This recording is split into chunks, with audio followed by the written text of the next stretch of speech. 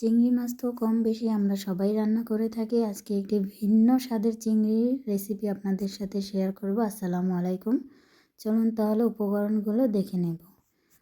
প্রথমে আমরা কিছুটা নারকেল কুড়িয়ে নেব। নারকেল কোরানো হয়ে গেলে এবার আমরা নারকেলগুলোকে পাটায় নিয়ে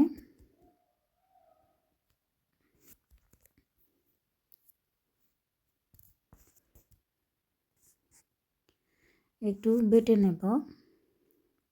বেশি বাটা যাবে না। নারকেলটা বাটা হয়ে গেলে এরপর চিংড়ি মাছগুলোকে ধুয়ে থেতো করে নেব। আমি সবগুলো চিংড়ি মাছ একইভাবে থেতো করে নেব। থেতো করা হয়ে গেলে একটি পাত্রে তুলে নেব। এরপর কড়াইতে পরিমাণ মতো তেল দিয়ে দিব পেঁয়াজ কুচি, কাঁচামরিচ কুচি দিয়ে একটু নেড়ে চেড়ে 2 মিনিটের মতো ভেজে নেব। আপনারা কে কোত্থেকে আমার এই ভিডিওটি দেখছেন অবশ্যই কমেন্ট করবেন। আপনাদের কমেন্ট পেলে নতুন ভিডিও বানানোর অনুপ্রেরণা পাই। 2 মিনিটের মতো ভাজা হয়ে গেলে এর মধ্যে দিয়ে দেব এখন থেতো করা চিংড়ি মাছ। চিংড়ি মাছটি দেওয়া হয়ে গেলে এর মধ্যে দিয়ে দিব স্বাদ মতো লবণ। এরপর দিয়ে দেব কিছুটা হলুদ গুঁড়ো।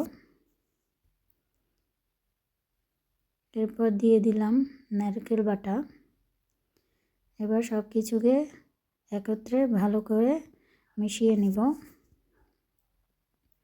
আমার আজকের এই রেসিপি এর আগে যদি আপনারা কোথাও দেখে থাকেন অবশ্যই কমেন্ট করবেন। আর অবশ্যই বাসায় একবার বানিয়ে খাবেন। মেহমান আসলে মেহমানদেরকে একবার বানিয়ে দিবেন, আপনার প্রশংসা না করে থাকতেই পারবে না।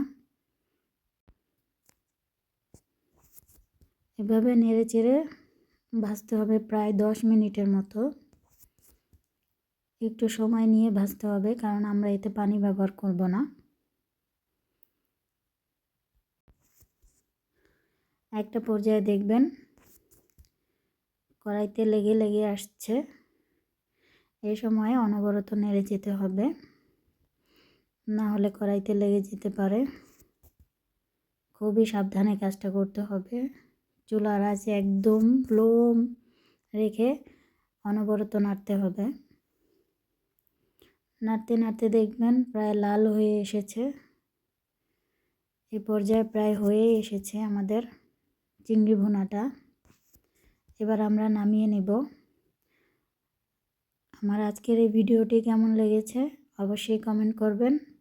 সবাই ভালো থাকবেন, সুস্থ থাকবেন। আল্লাহ হাফেজ।